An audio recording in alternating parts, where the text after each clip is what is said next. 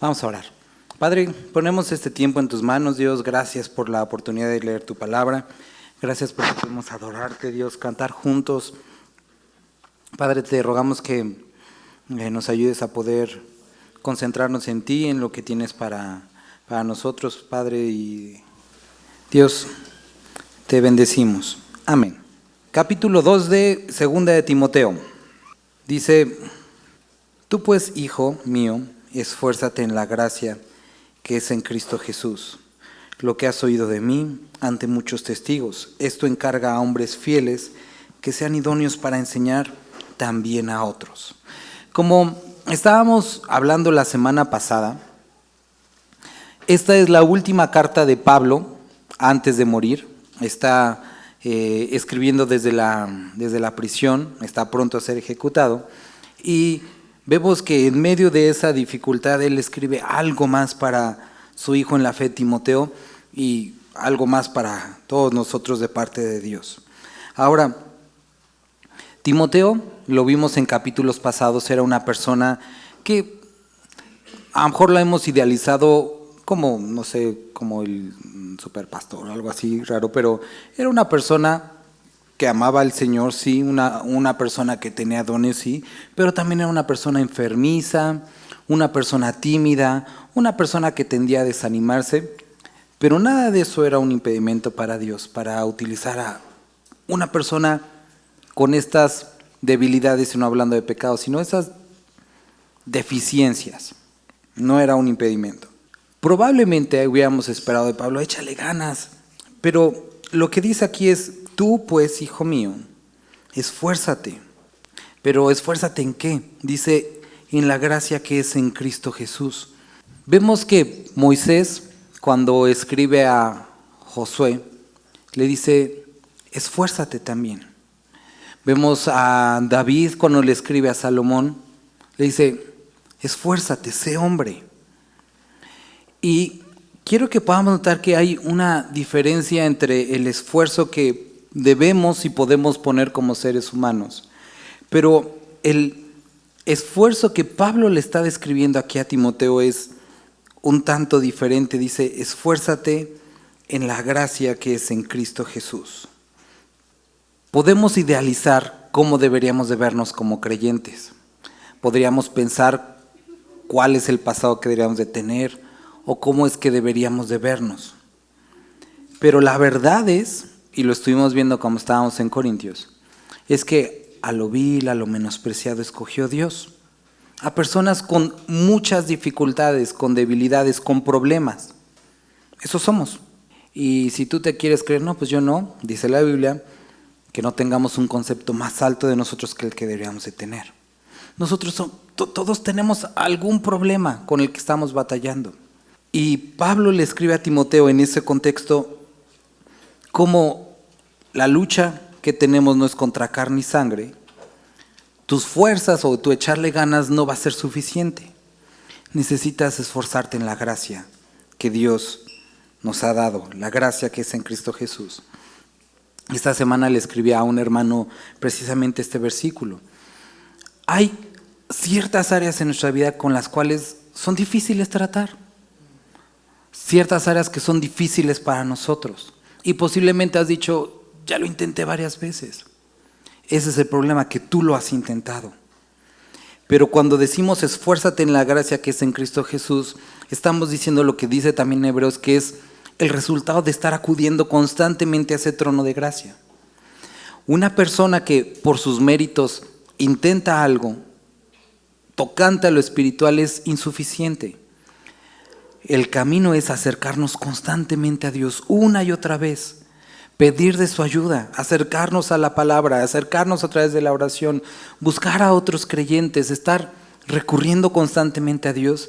Eso es esforzarse en la gracia. Cuando reconoces que tú haces lo que puedes, pero no es suficiente, y le dices: Dios, te necesito a ti.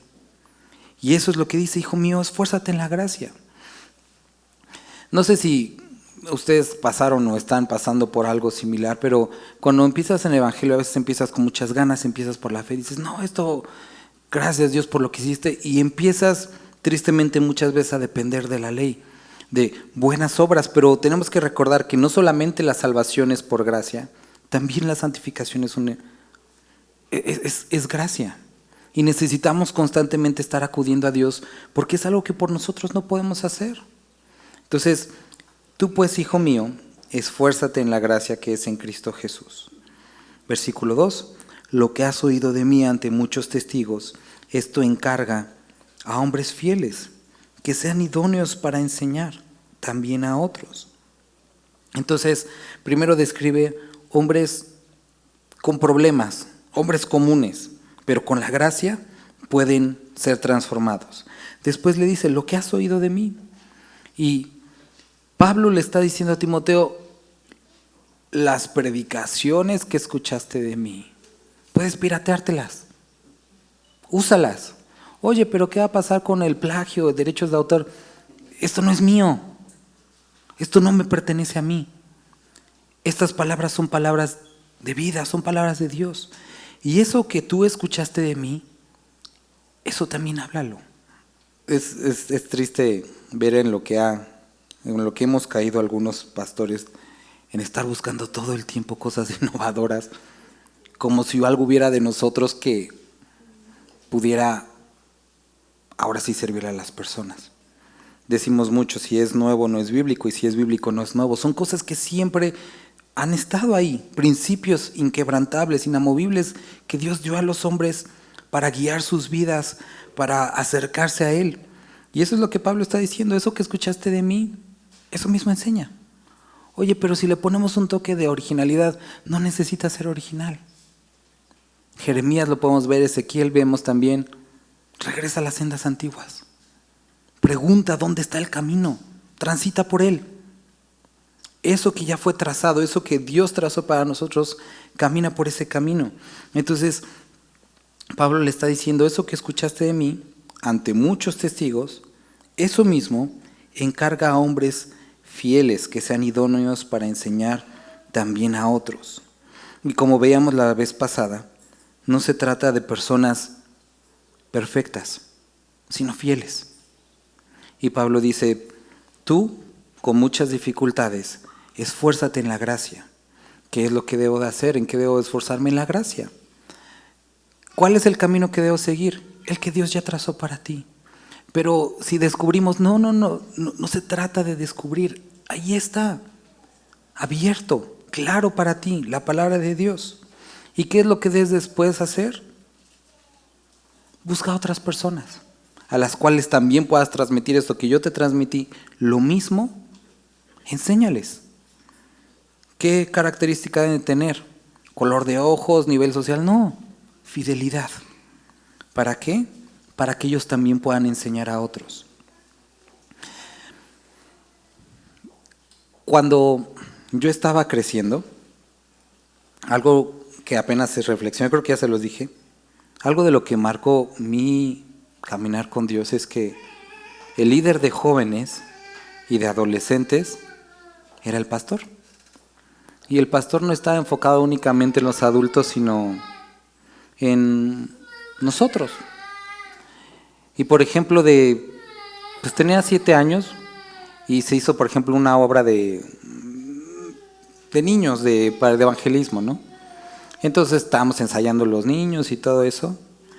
Ahí conocí a mi esposa y es cuando intentó robarme el corazón. Teníamos como 8 años y a los 8 años nos llevaron a varios pueblitos a presentar la obra. Los adultos compartían, nosotros presentábamos la obra.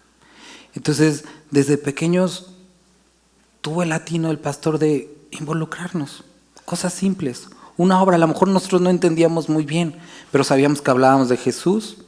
Para nosotros a lo mejor era el relajo, el jugar, el salir disfrazados, pero nos involucró, crecimos, nos involucró en las obras de teatro, en andar de aquí para allá, no de una forma legalista, horrible, sino algo como padre, viajar juntos, conocer lugares. Y fue llevándonos por el camino, enseñándonos, invirtiendo tiempo con nosotros, que básicamente es lo que hizo Jesús con sus discípulos. Y es lo que está diciendo aquí.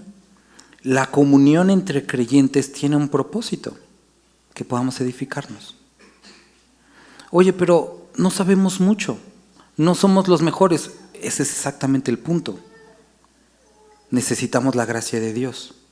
No es un grupo social en el que simplemente por estar juntos vamos a estar bien. No, necesitamos acudir constantemente al trono de gracia. Eso es lo que nos hace diferentes. Dios en nosotros. Quita a Dios y somos los mismos.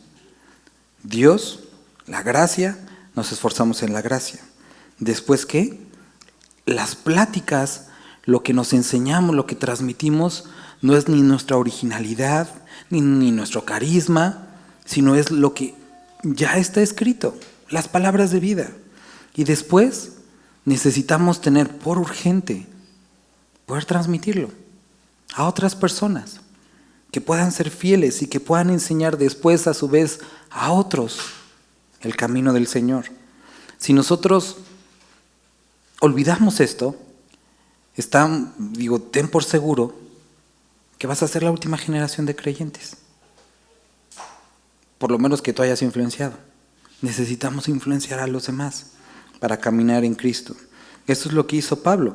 Llega en su primer viaje a Iconio, a Derbe, Listra. Esto es donde conoce a Timoteo. Seguramente es impactado por el testimonio de Pablo, por la predicación del Evangelio. Segundo viaje, ahora se lo lleva con él.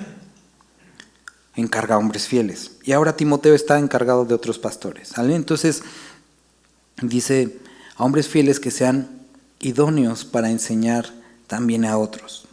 Versículo 3. Tú pues sufre penalidades como buen soldado de Jesucristo. Ninguno que milita se enreda en los negocios de la vida, a fin de agradar a aquel que lo tomó por soldado. Y también el que lucha como atleta no es coronado, sino lucha legítimamente. ¿Alguien puede leer el versículo 6 y 7? Pablo sabía quién era Timoteo. Cuando escribimos en Tito, cuando lleguemos a Tito, escribiendo a Tito le dice, como sus mismos profetas dicen, cretenses, siempre mentirosos, malas bestias, glotones, ociosos. No son palabras muy bonitas para los de Creta, pero Pablo lo que está diciendo, ustedes saben cómo son, saben cómo son, saben quién son. Y si intentan poner otra apariencia, serían necios, porque ustedes son así, necesitan de la gracia de Dios. Entonces, primero la gracia, después, eso que has oído, eso mismo, reprodúcelo, encárgalo a otros hombres. Después dice, tú pues, sufre penalidades como buen soldado de Jesucristo. Esto ya lo hablé 3 veces en la semana, pero me gustó y nuevamente vamos a verlo. 2 de Corintios, capítulo 10. 11. Versículo 23. ¿Alguien puede leer del 23 al 28? Entonces, Pablo da toda su lista, ¿no? Hace años conocí a un hermano que se enojó con el Señor, al menos unos 2 años. Y todo este enojo con Dios se inició porque cuando llegó a la iglesia, se quiso sentar en un lugar y la hermana que estaba anfitriona le dijo, no, ese lugar no, hermano, pásese allá adelante, va a escuchar mejor, va a estar mejor. Fue suficiente para que se enojara. Y dijera, no, yo me quiero sentar acá, ya no quiero saber nada de Dios. Y se fue. Y se alejó de la fe por 2 años. Porque no lo dejaron sentar en el lugar que él quería. Y me preguntaba en la semana que leí esto, ¿va a ser interesante la plática entre él y Pablo cuando lleguen a la eternidad? ¿Cómo estuvo tu vida como creyente? ¿Qué pasaste? No, es que a mí no me dejaron sentar en mi lugar. Y Pablo así como, náufrago, perdido en alta mar, hambre, desnudez. Posiblemente algunos de ustedes tengan en el título de esto, de este capítulo, un buen soldado de Jesucristo. Un buen soldado de Jesucristo no es aquel, por ejemplo, como el Capitán América que tiene una inyección que es súper perfecto, sino aquel que a pesar de todas sus dificultades puede acercarse a la gracia de Dios, ser influenciado por Dios y caminar a pesar de sus defectos y debilidades. Aquel que puede poner a un lado sus traumas, sus rencores, sus deficiencias, sus enfermedades y proseguir a la meta. Un buen soldado de Jesucristo es aquel que no solamente se queda todo eso que Dios ha hecho con él, sino que ha memorizado tan bien el manual, ha memorizado tan bien las instrucciones, que ahora enseña a otros cómo ser buenos soldados de Jesucristo. Un buen soldado de Jesucristo es aquel que cuando se enrola en el ejército sabe que puede pasar algo. Veíamos en el campamento de jóvenes, ¿no? Cuando estábamos, les dije a los hermanos, hagan ¿cómo se llama esta carta para deslinde de responsabilidades, ¿no? Y les dije, pongan que sus hijos pueden llegar lastimados, mutilados, tatuados, porque, vienes a un campamento y puede pasar lo que sea. Y muchas personas cuando comparten el evangelio dicen, oye, ven a Cristo y tu vida va a ser fabulosa. No. O sea, es absurdo porque tan solo la vida es difícil. Sin Cristo es difícil. Es vida, es normal.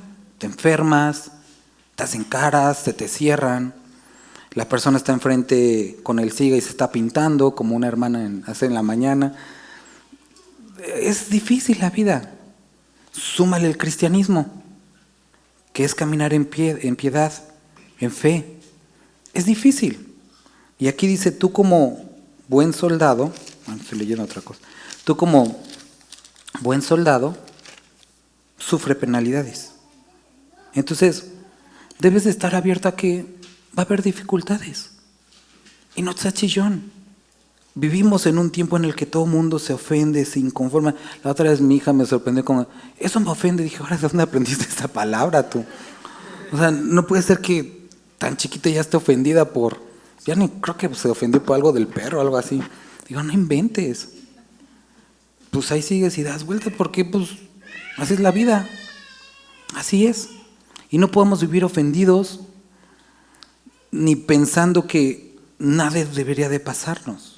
Tú, dice pues, sufre penalidades. Necesitas caminar la vida del creyente con el pensamiento de la posibilidad de ser lastimado, de ensuciarte las manos. ¿Vas a jugar fútbol y piensas que vas a regresar con tus tacos nuevos, limpios? No inventes.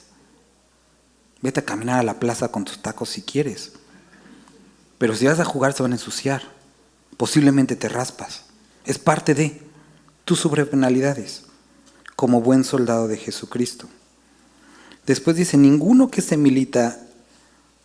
milita se enreda en los negocios de la vida a fin de agradar a aquel que lo tomó por soldado. Entonces, quiero que notes que aquí dice, no que no tiene nada o que no disfruta nada, sino que no lo ata. Un soldado podía tener familia, podía tener una casa, ropa, un caballo, qué sé yo. Pero cuando era llamado a la guerra, todo podía estar a un lado para cumplir lo que era su llamado. Entonces, vamos ahora a Jeremías.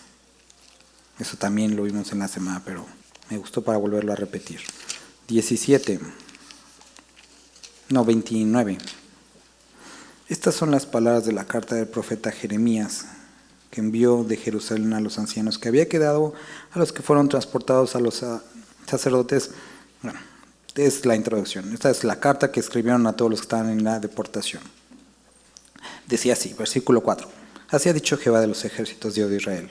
A todos los de la cautividad que hice transportar de Jerusalén a Babilonia, edificad casas y habitadlas. Plantad huertos y comed el fruto de ellos. Casaos y engendrad hijos e hijas. Dad mujeres a vuestros hijos y dad maridos a vuestras hijas, para que tengan hijos e hijas. Multiplicaos ahí y no os disminuyáis. Procurad la paz de la ciudad a la cual os hice transportar. ¿Quién? Yo, Dios. Y rogad por ella a Jehová, porque en su paz tendréis vosotros paz. Porque así ha dicho Jehová de los ejércitos, Dios de Israel. No os engañen vuestros profetas que están entre vosotros, ni vuestros adivinos, ni atendáis a los sueños que soñáis. Porque falsamente os profetizan ellos en mi nombre. No los envié, ha dicho Jehová. Porque así dijo Jehová: cuando en Babilonia se cumplieran los 70 años, yo os visitaré y despertaré sobre vosotros mi buena palabra para haceros volver a este lugar. Porque yo sé los pensamientos que tengo acerca de vosotros, dice Jehová, pensamientos de paz y no de mal, para daros el fin que esperáis. Entonces me invocaréis y vendréis y oraréis a mí y yo os oiré. El pueblo de Dios fue llevado a cautividad por causa de su pecado. ¿Qué pecado? La idolatría. Unos estaban profetizando: ustedes no se van a ir a cautivos. Se fueron cautivos. Van a regresar luego. Y Dios dijo: no, yo ya dije que se van a ir cautivos y van a estar 70 años. Es que no me gusta. Es consecuencia de tu pecado. Es que me ofende la vida de los babilonios. Es causa de tu pecado. Y ese es el castigo y eso lo van a tener. ¿Está enojado? No. Dice: yo sé de los planes que tengo para ti, planes de bien y no de mal. ¿Cómo podría ser bien estar cautivos? ¿Por qué? Porque antes de la cautividad ustedes hablaban a los dioses, oraban a los dioses. ¿Qué es lo que va a pasar después de la cautividad? Después de 70 años volverán, y de aquí dice, y clamarán a mí. Y yo los oiré. Antes no clamaban a mí y por lo tanto yo no los escuchaba. Clamaban a sus ídolos sordos. Los atravieso a través de esta situación que los va a limpiar de la idolatría y ahora me van a escuchar a mí. Y yo los voy a escuchar a ustedes. ¿Tengo planes de bien? Por supuesto. Esto es lo que ustedes necesitaban. No escuchen. Puedo usar cualquier tipo de medio para traerles bien, incluso a aquellos que no les gustan. Vamos a regresar ahora hacia Timoteo. Entonces, Timoteo aquí dice: tú como buen soldado sufre penalidades.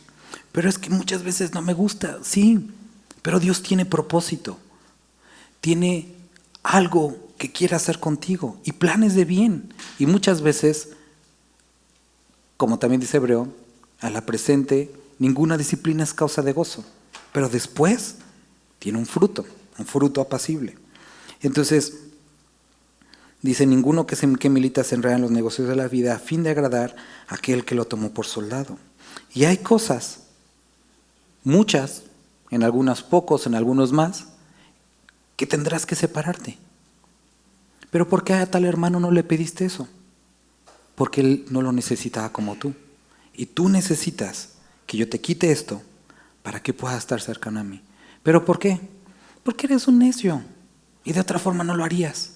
Y te necesito tener aquí, muy cerquita, para que no te apartes. Y como sé que es lo que más te conviene, lo voy a quitar.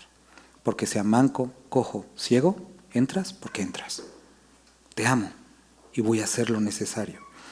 Y entonces, como buen soldado, tenemos que no enredarnos, que no haya algo que nos limite, que nos ate a este mundo, para poder responder a ese llamado.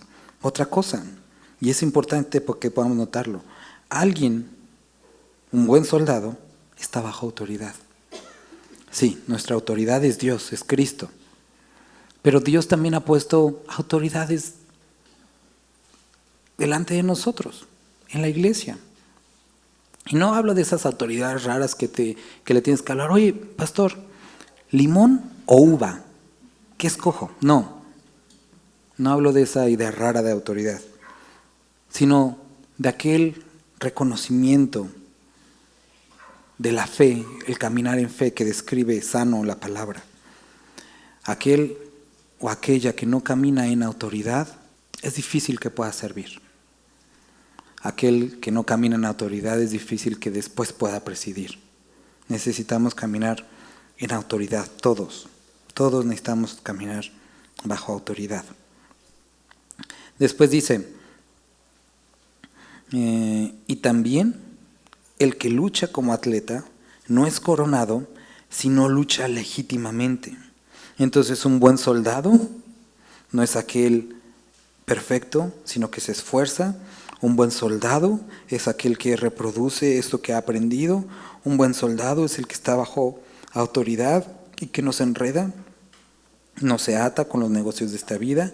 Y un buen soldado no es aquel que únicamente cumple el propósito, sino que se fija también en cómo lo cumple.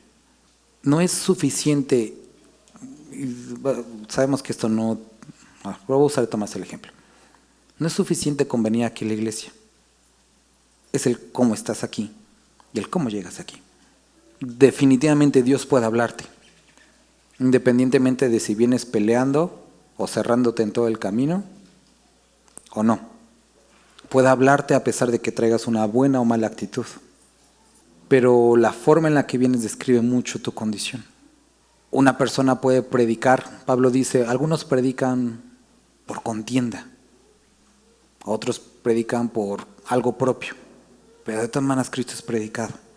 Pablo no estaba diciendo, pues, prediquen como no, estaba diciendo que sí hay ocasiones en las que las personas lo hacen así, pero lo bueno es que aún así Cristo es glorificado. Pero también dice, mirad bien cómo sobreedificáis, porque todos daremos cuentas. Lo dice en 1 Corintios y en 2 Corintios. Entonces, no solamente es importante el qué haces, sino cómo lo haces. Y aquí está describiendo que no se trata únicamente de ganar la carrera o llegar al final, sino luchar legítimamente, hacer las cosas como deben de ser. Entonces, hay muchos creyentes. Estaba en una ocasión con unos pastores, ¿no? Y estábamos organizando un evento evangelístico, ¿no? Y uno dice, le dice, cuando ya hagamos el llamado al altar, pues algunos de la iglesia que pasen al frente y que hagan así como que están recibiendo a Cristo para que animen a los demás. O sea, estaba con paleros para que los demás animan. Eso es deshonesto. Pero pensamos que, porque es para el evangelio, para la gloria de Dios, se vale todo. Y no es así, el fin no justifica los medios. Nunca. Entonces, no se trata únicamente de qué haces, sino cómo lo haces. Y cuando estuvimos en Corintios también lo vimos ampliamente. Puedo dar, puedo hablar en lenguas, puedo tener dones, pero si el amor no es lo que motiva todas estas acciones, no sirven de nada, no tienen propósito. Entonces, aquí nos está diciendo que tengamos cuidado, porque un buen soldado no se enfoca únicamente en el resultado, sino en el camino que se transita para ese resultado. Entonces, hay muchos vicios que hemos aprendido. Ahorita, en esta semana platicamos mi esposa y yo acerca de la educación, ¿no? Cada uno fuimos educados de formas diferentes, pero en la forma en la que estamos enseñando a nuestra hija a veces salen esas cosas. Que si bien podríamos decir, pues, sea como sea, aquí estamos vivitos. Sí, pero hubo cosas que en el camino no estuvieron bien, a pesar de que nuestros padres eran cristianos y que no tendríamos por qué reproducirlas. Entonces, no solamente se trata del fin, sino del camino que transitas para llegar a ese fin. Entonces, si no lucha legítimamente. Versículo 6. El labrador, para participar de los frutos, debe de trabajar primero. El labrador, para participar de los frutos, debe de trabajar primero. ¿Alguien ha sembrado algún arbolito y que ya le esté dando fruto? ¿Alguien? Los hermanos. Yo siempre ando presumiendo mi limón. Es lo de lo único que hago, pero ese lo plantamos mi mamá, mi hermana y yo. Tendrá, pues no sé, 15 años o a lo mejor más, y toma tiempo. Recuerdo que en el transcurso también sembré una planta de chiles que nunca dio y la terminé creo que arrancando. Y a lo mejor si hubiera esperado más también tendría ahí en la casa chiles. El punto es que Dios está diciendo, Pablo está escribiendo a Timoteo, Timoteo, no esperes que mañana haya todo un grupo de personas arrepentidas. Esto toma tiempo. Estás lidiando con diferentes tipos de personalidades, carácter, que necesitan ser transformadas por Dios. Y toma tiempo. Tú mismo. No creas que porque hoy oraste ya mañana no vas a tener tentación. Al contrario, el enemigo te va a rodear de más para ver si se roba la semilla. Eso toma tiempo. Sé paciente. Va a haber fruto. Porque hay una promesa, la palabra no regresa vacía. Y si Dios lo dijo, lo va a cumplir. Pero toma tiempo. Si te ha tomado tiempo a ti, también le puede tomar tiempo a las personas. Necesitas ser diligente con lo que se te ha encargado mientras. Y tarde o temprano va a dar fruto. Hace unos años, cuando iniciamos la congregación, era mi esposa, mi suegra, mi hermana, mis papás y yo. Era todos. Y hoy ha cambiado las cosas. Y recuerdo una persona que una vez me dijo, ay, qué buena onda, pastor, que la iglesia creció tan rápido. Es cierto, tiene un chorro de años, tiene un chorro de años. Y han venido hermanos, se han ido, y todo toma tiempo, toma sufrimiento, sacrificio, decepciones, toma tiempo, sé paciente. Como un buen soldado no espera, no sé si eres de los que, ay, hoy no comí azúcares, ojalá ya mañana baje 2 kilos. No es así. Hoy ya no comí salsa y ya no voy a tener gastritis. No, ya te hiciste daño, tienes que dejar que las cosas cambien. ¿Sale? Entonces, versículo 7 dice, considera lo que digo y el Señor te dé entendimiento en todo. Y Pablo dice, qué bueno que estés leyendo, Timoteo, pero tómate el tiempo para considerar lo que te estoy diciendo. Considéralo, medítalo. Salmo 1, Josué 1, 8, dice, Salmo, sino que en la ley de Jehová está su delicia y en ella medita de día y de noche. En Josué también dice, sino que en ella medita de noche y todo lo que hace prosperará. Bueno, meditar. Necesitamos dar tiempo para que asimilemos la palabra.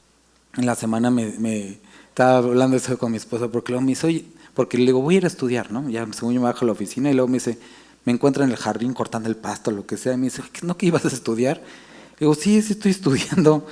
Me dice, ¿qué no veo? Le digo, estoy pensando en lo que leí, pero no nos vamos a, necesitamos pensar, necesitamos dejar que la palabra haga efecto, meditar. ¿Qué quieres decir con esto? Necesita tiempo para que esto entendamos. Y dice, piensa en esto, Timoteo, considera lo que te digo, y entonces el Señor te dé entendimiento.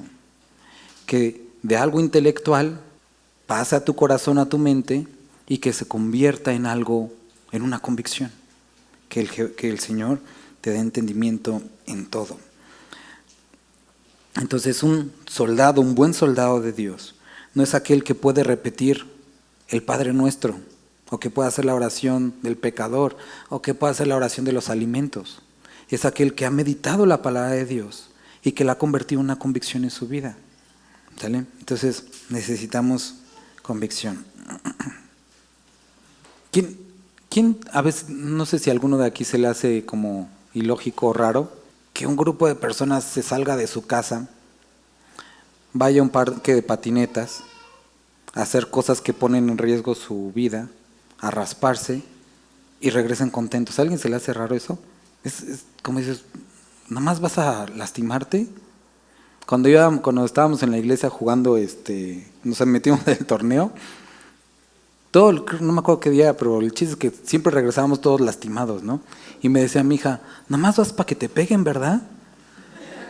Y digo, no, también voy a divertirme un rato. Y se necesita convicción, estar convencido. No se trata únicamente de vestirte, de comprarte la pelota, sino tener pasión, convencimiento.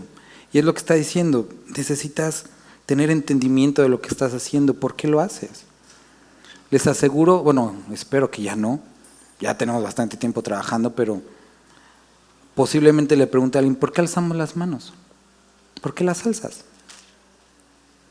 Para adorar a Dios más bonito. Ajá. ¿Por qué cantamos? ¿Para qué?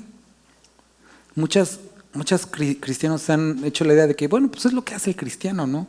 Canta, no toma, no baila. ¿Por qué? Es únicamente una repetición, pero no hay un entendimiento ni convicción de por qué lo hacen.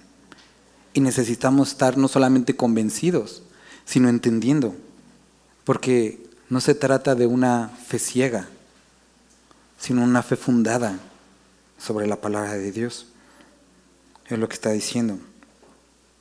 Y después de todo esto, Pablo le dice, puede ser que te veas involucrado en el trabajo, en el servicio, en el ministerio, pero haz una pausa y acuérdate de Jesucristo, del linaje de David, resucitado de los muertos conforme a mi evangelio. No se trata de las instalaciones, no se trata de una marca, no se trata de un branding, Se trata de Cristo. Nunca tuvo relevancia que construyéramos un nombre para nosotros. Se trata de Jesucristo. Y muchas personas se involucran tanto en el ministerio, tanto en el trabajo, que se olvidan que es de Jesucristo y que es para Jesucristo. Entonces, Pablo le está diciendo, Timoteo, por favor, con tanto trabajo, con tantas ocupaciones, acuérdate de a quién sirves y para quién sirves. Resucitado de los muertos, conforme a mi evangelio. Hermanas, ¿podrían repartir lo de la cena del Señor? Vamos a hacer una pausa aquí. ¿Cómo es que la Biblia dice que nos acordemos de Jesucristo? Porque muchas veces yo tengo un cuadrito de Jesús con su borreguita acá y con eso me acuerdo de Jesús. Otros traen su crucecita y dicen, no, con esto yo me acuerdo de Jesús, o sus pulseritas. Pero la Biblia describe que cada vez que nos reunamos, que tomemos el pan, que tomemos la copa, y dice, ¿haced esto en qué? Para que se acuerden de mí. ¿Quieren recordarme? Está padre tu cuadro, está padre tu sticker, está padre tu playera con la imagen del pastor, pero si te quieres acordar de Jesús a la forma en la que Él describió, es tomando el pan, tomando la copa, el vino, recordar lo que hizo por ti. Esa es una forma agradable, una forma completa, una forma que Él diseñó para que nos acordemos de Él. Y si tú, como creyente, has estado batallando con algo de lo que estamos leyendo, yo te diría, en esta semana, el día que tú quieras, párate muy temprano, párate temprano. Cuando esté todo callado en tu casa, toma tantito jugo, toma pan, ora a Dios, ten comunión con Él, recuérdalo. Dios, dile gracias por lo que hiciste. Y te aseguro que vas a ver algo en tu relación con Dios. Vamos a tomarnos un tiempo, vamos a orar antes de continuar. Vamos a poner unas cuentas con Dios y vamos ahorita a participar juntos, ¿sale? Vamos a orar. Padre, gracias te damos por que podemos estar leyendo ahorita tu palabra, Padre, y tú has descrito el deseo que tienes que nos acordemos de ti. Así como el novio escribe a la novia, piensa en mí. Tú nos lo has descrito de una forma hermosa.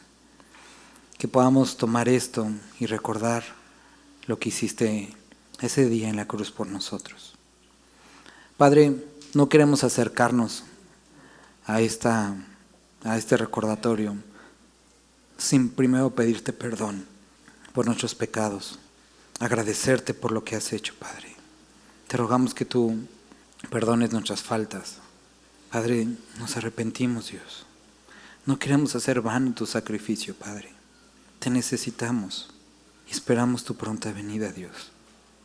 Padre, transforma nuestra forma de actuar y que nuestra vida está orientada a que tú vienes hoy, sino mañana, pero vienes pronto. Padre, gracias por lo que hiciste. Amén. Gracias, hermana. ¿Ya todos tienen? Entonces, aquí Pablo le está diciendo a Timoteo, acuérdate de Jesucristo. En medio de todas tus ocupaciones, todo tu servicio, haz una pausa. Y recuerda que se trata de Él, de lo que Él hizo. Y muchas veces nuestra insatisfacción, nuestra ansiedad, nuestro incluso mal humor es porque hemos perdido de vista que es Él. Todo lo hacemos por Él. Y a veces parecía que ya lo hacemos por nosotros, pero es por Él. Y hoy vamos a recordar que esa noche dijo lo que antes era un pacto a través de animales, momentáneo, que no era capaz de perdonar ni eliminar el pecado. Ahora este pacto es en mi sangre. Una sola vez, para todos. Y fue consumado. Y después dijo, tomad el pan y partidlo. Este es mi cuerpo que por vosotros es partido. Acuérdense de mí. Acuérdense que vengo pronto. Vamos a participar, hermanos. Gracias, Padre, porque todo lo que has puesto delante de nosotros es tuyo. Somos tuyos, Padre. Padre, gracias por nuestra familia. Gracias por nuestros hijos. Gracias por el trabajo, por las posesiones. Gracias por la familia en la que nos has puesto en la iglesia. Padre, perdónanos si hemos perdido de vista que nuestro servicio a cada una de estas áreas es para ti y es una oportunidad para dar testimonio. Gracias por lo que hiciste y que por tu sacrificio hoy estamos aquí. Y como cantábamos hace un momento, sabemos que vamos a ti, Padre. Sea mucho, sea largo, sea corto el viaje. Cuando cerremos los ojos en esta tierra y los abramos, estarás tú. Y esa es nuestra esperanza. A ti vamos. Ven pronto. Amén. Acuérdate de Jesucristo, del linaje de David. Acuérdate que resucitó de los muertos, conforme a mi evangelio, dice, en el cual sufro penalidades, hasta prisiones, a modo de malhechor, mas la palabra no está presa. Y decía Pablo, yo estoy preso, pero la palabra no está presa. Entonces dice, sufro penalidades el evangelio, por medio del evangelio o según el evangelio. ¿Por qué? Porque hay personas, hay cristianos que sufren porque son raros y porque se han hecho ideas raras. No, que tu carro no sea color rojo, porque de ese color es el diablo. Y la gente, por eso le caes gordo, porque dice, no inventes, hasta a mí se me hace raro. Sufro penalidades en el evangelio, con las cosas que valen la pena, con lo que es verdadero, con lo que es cierto, no con ideas que nos hemos formado en nuestra mente, que parten de lo que vamos a ver más adelante, palabras vanas, conversaciones sin propósito. Y dice, versículo 10, por tanto, todo lo soporto por amor de los escogidos, para que ellos también obtengan la salvación que es en Cristo Jesús con gloria eterna. Entonces, regresando a 2 de Corintios, en capítulo 11, Pablo describió todo esto que había pasado. Anteriormente, capítulo 10 y capítulo 11, Pablo dice que los de Corinto lo estaban criticando por su apariencia, por su discurso, por su tipo de palabra. Es que es muy áspero, muy golpeado cuando habla. Lo criticaban por cómo hablaba, porque no cobraba, por cómo se vestía, lo criticaban. Y Pablo, aparte de eso que lo criticaban, estaba pasando todo esto para poder llegar a Corinto. Y después dice, además de estas cosas, lo que sobre mí se agolpa, lo que realmente atraviesa mi corazón, son las iglesias, son ustedes. Y tú dices, ¿qué onda? ¿Los que te critican son los que te importan? ¿Sí? ¿Los que hablan mal de ti, los que te dicen que eres muy... Sí. Entonces nos describe que Pablo no solamente había entendido algo, sino que estaba caminando en algo. El amor de Cristo por las personas. Personas que no les interesaba Pablo. Y entonces aquí Pablo dice, por tanto, todo lo soporto por amor de los escogidos, para que ellos también obtengan la salvación, que es en Cristo Jesús, con la gloria eterna.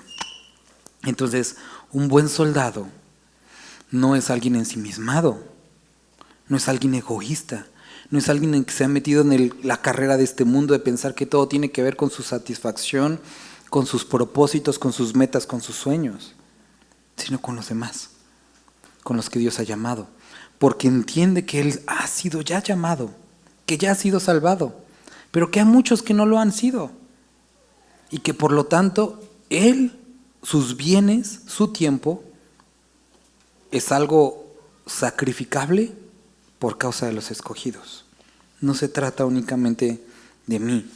Palabra fiel es esta, y es la cuarta que hemos visto desde que empezamos la primera carta de Timoteo. Acuérdense, dijimos que íbamos a tener 4 palabras fieles y una quinta que vamos a ver en Tito, pero esta es la cuarta y si pueden subrayarla. Dice, palabra fiel es esta: si somos muertos con Él, también viviremos con Él. También lo cantábamos hace ratito. Y si el viaje es a corta, No importa, vamos a estar en su presencia. Y es un miedo que algunos pueden tener, pero nosotros estamos seguros que si el viaje para nosotros es más corto, no importa. Es más, mucho mejor, porque obtenemos aquello de lo cual hemos hablado. Si somos muertos con Él, también viviremos con Él.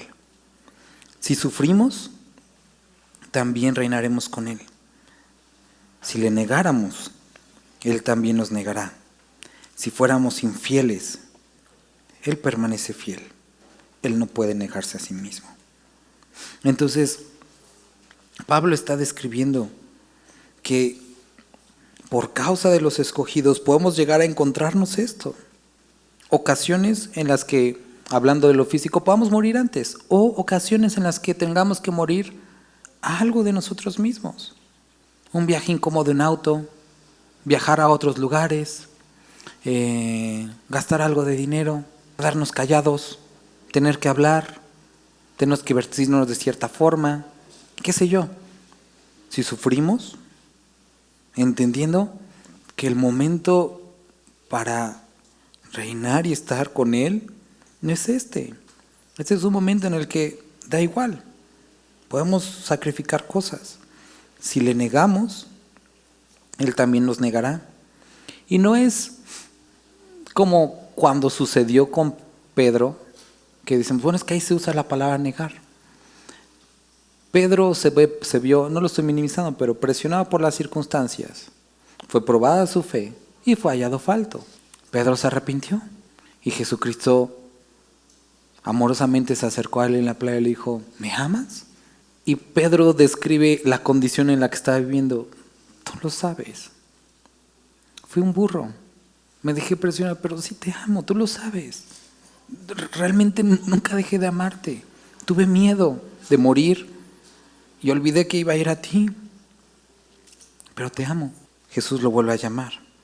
Pero también Pablo describe una condición que ya hablamos de ella, que es el pecado imperdonable. Cuando alguien dice, yo sé que Jesucristo salva, yo sé que la Biblia es la autoridad, pero no quiero. Y esta es la condenación, que la luz vino al mundo, pero los hombres amaron más sus tinieblas. Ese es el problema. Con una persona dice, sí, entiendo lo que me estás diciendo y me hace mucho sentido, pero amo más el pecado, amo más las tinieblas. Y es por eso que no voy a caminar.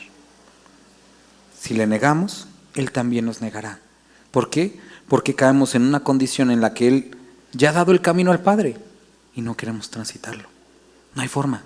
No hay otro nombre dado a los hombres bajo el cielo en el que puedan ser salvos. Y si no es a través de Jesucristo, no hay otro camino.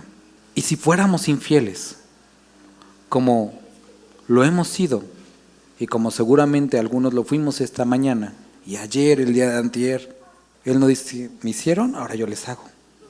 No, Él permanece fiel. Empieza diciendo, hijo mío, esfuérzate en la gracia.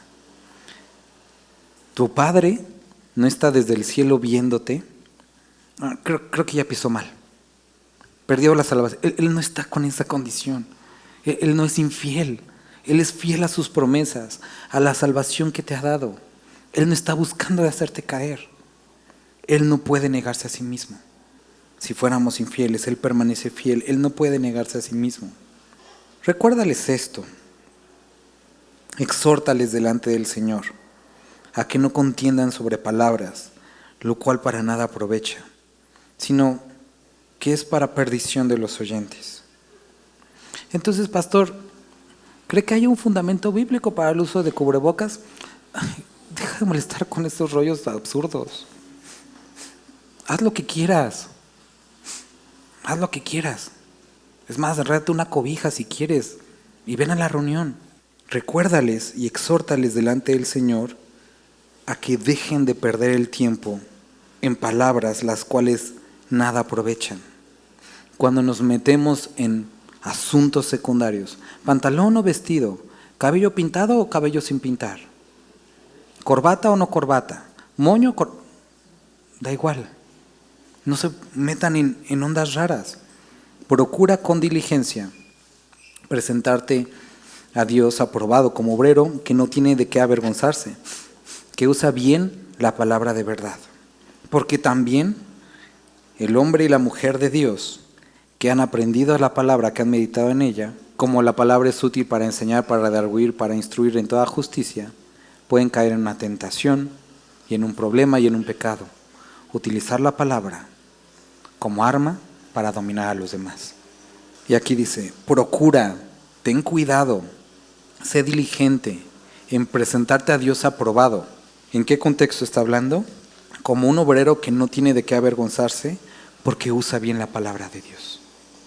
La palabra que vemos, que encontramos aquí en griego, que usa bien la palabra, es que la divide bien, que como el pollo lo desmenuza bien.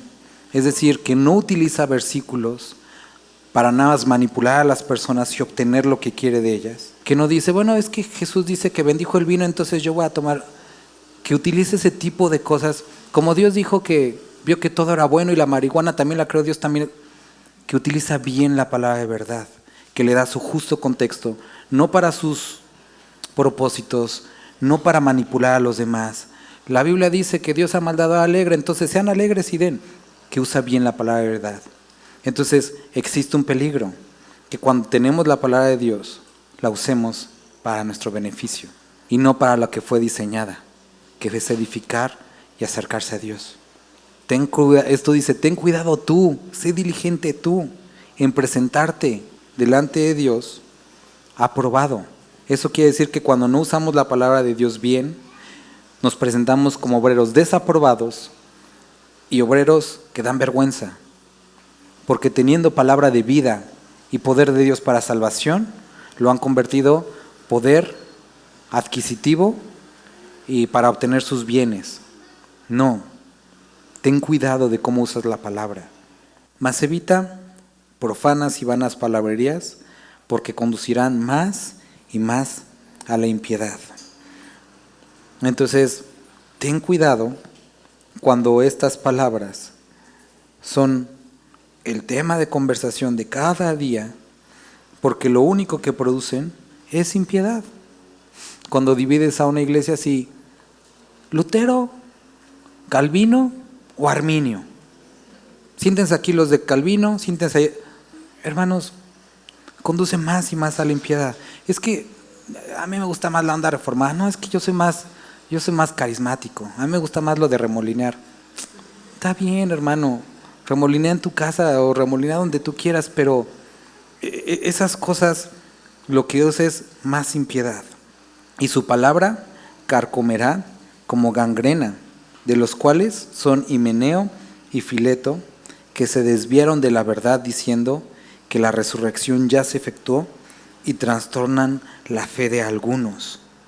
Hay muchas personas el día de hoy que con un tinte de intelectualismo, escolastismo, están enfocándose en aspectos secundarios y que nada aprovechan a la iglesia y que están dividiendo. Y dice aquí que esta palabra carcomerá como gangrena. Aquí pone 2 ejemplos. Incluso unos decían, no, es que yo soy premilenarista, yo soy postmilenario. Ten cuidado con esos rollos secundarios en algunos aspectos y que nada aprovechan. Pero el fundamento está firme, de Dios, está firme, teniendo este sello. Conoce el Señor a los que son suyos. Apártese de iniquidad todo aquel que invoca el nombre de Cristo. Da coraje, personas engañando a otros, pero Dios sabe quiénes son. Dios conoce a los que son suyos. En lo tocante a nosotros, apártese de iniquidad todo aquel que invoca el nombre de Cristo. ¿Alguien dice ser creyente y camina en iniquidad? Mentira. Apártese de iniquidad todo aquel que invoca el nombre de Cristo. Pero en una casa grande, y lo está diciendo en el contexto de lo que venimos leyendo, desde el versículo 15, en una casa grande no solamente hay utensilios de oro y de plata, sino también de madera y de barro, y unos son para usos honrosos y otros para usos viles. Así que si alguno se limpia de estas cosas de iniquidad, será instrumento para honra, santificado, útil al Señor y dispuesto para toda buena obra. Y una vez escuchaba una predicación que alguien decía, pero a mí no me importa, con que sea de barro y que sea utilizado por Dios, aunque sea para deshonroso, estoy bien. No, el ejemplo que está describiendo aquí no es como un trabajo muy humilde, no.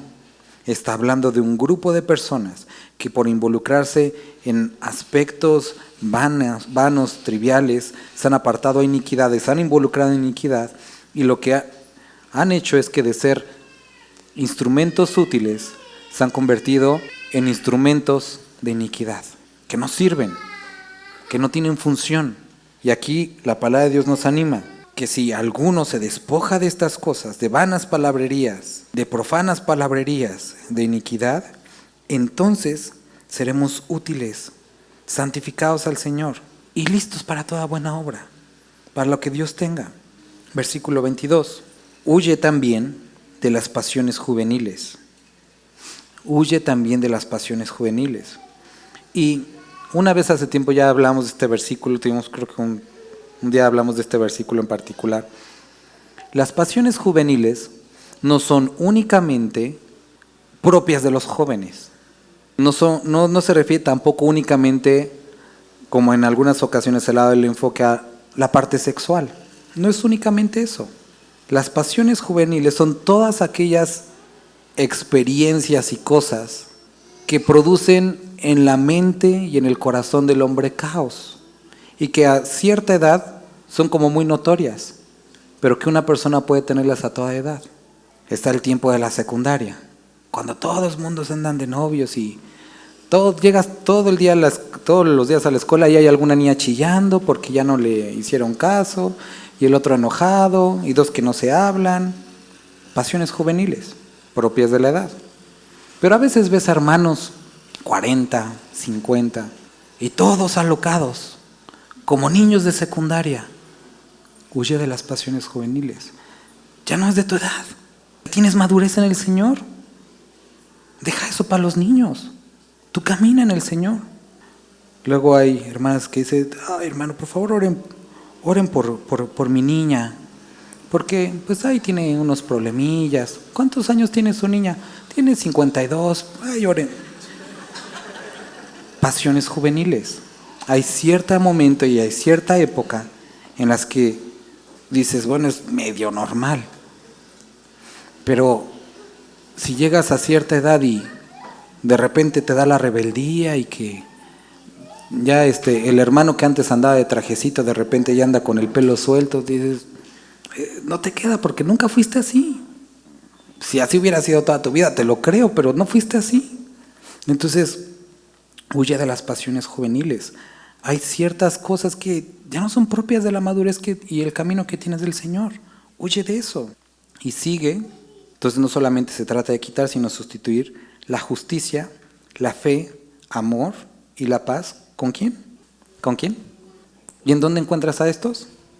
¿En dónde? En la iglesia. En la iglesia. Porque estas cosas aquí están relacionadas con los que de corazón limpio invocan al Señor. Entonces, una forma de huir de las pasiones juveniles, convive con creyentes, que se van a dar cuenta y decir, ay, no manches, ya estás bien ruco para andar esas ondas. Sí, es lo que necesitamos, dar cuentas. Cuando tú te involucras con más creyentes, esas pasiones puedes ayudarte con los demás. Puedes rendir cuentas, pueden verte. Pero si tú te apartas de la comunión de la iglesia y no estás con los que con el corazón limpio invocan al Señor y que siguen la justicia, la fe y el amor, entonces posiblemente caigas en pasiones juveniles. ¿Qué es lo que pasa a una persona que cae en pecado? ¿Qué es lo primero que hace? Se aleja de la iglesia. ¿O cuál es la condición anterior a caer en pecado muchas veces? Haberse alejado de la comunión. Con Cristo primeramente y como resultado de la iglesia. El que anda en Dios, anda en luz y tiene comunión unos con otros, es lo que dice Juan. Pero si no tienes comunión con Dios, se refleja en tu falta de comunión con los otros y es una evidencia de que andas en tinieblas. Entonces, ¿quieres apartarte de las pasiones juveniles? Acércate a la congregación. No, hermano, pues es que mi iglesia es yo y el campo y Dios. Eso es ridículo, eso es mentira, eso no viene en la Biblia. Pero desecha las cuestiones necias e insensatas, sabiendo que engendran contiendas. Porque el siervo del Señor no debe ser contencioso, sino amable, para que con todos, sino amable para con todos, apto para enseñar, sufrido, que con mansedumbre corrija a los que se oponen, por si quizás Dios le conceda que se arrepientan para conocer la verdad y escapen del lazo del diablo en que están cautivos a voluntad de él. Versículo 25, cuando dice que corrijan a los que se oponen, la palabra en griego es a los que luchan en contra de sí mismos. Entonces está describiendo algo. Dice que hay un grupo de personas que piensan estar luchando en contra del mundo, pero contra quien están luchando es contra sí mismos. El pecado es luchar contra ti mismo, es ponerte el pie tú mismo. Y entonces Pablo dice que un buen soldado, el siervo del Señor, no debe ser peleonero, porque va a haber personas necias. Debe ser amable, porque va a haber personas necias.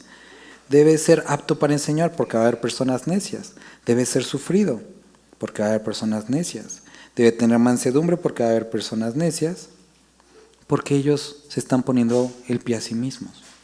Y si nosotros no somos pacientes, mansos, aptos para enseñar, lejos de cooperar para que esta persona sea llamada por Cristo, vamos a terminar peleándonos con ellos. Entonces necesitamos, como buenos soldados, saber que nosotros tenemos que apartarnos de pláticas vanas. Pero va a haber gente que le encanta la grilla. ¿Qué vamos a hacer? Eres un grillero, lárgate de aquí. No, paciencia. Es que a mí me gustaría nuevamente hablar del pantalón de pastor, porque la verdad siempre va a haber un fachoso. Hermano, ya, ser pacientes. ¿Pero qué? Ser aptos para enseñar, para dirigir la conversación, por si acaso, si quizás Dios les conceda que se arrepientan y que conozcan la verdad y escapen del lazo del diablo en que están cautivos a voluntad de él. Capítulo 2, no vamos a ver el 3, no se asusten. Vimos cómo se ve un buen soldado de Cristo y cuál debe ser la forma en la que debemos de conducirnos. Y el 3 de la próxima semana vamos a ver cómo se ve un no buen soldado de Jesucristo, sino un soldado del diablo. ¿Sale? Entonces, vamos a orar. Padre, gracias te damos por este capítulo que pudimos leer. Gracias porque pudimos recordar la obra que has hecho en medio de nosotros. Gracias por tu amor y tu misericordia.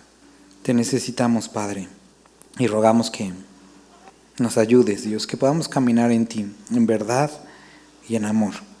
Ayúdanos a caminar como buenos soldados de Jesucristo. Bendito eres. Amén.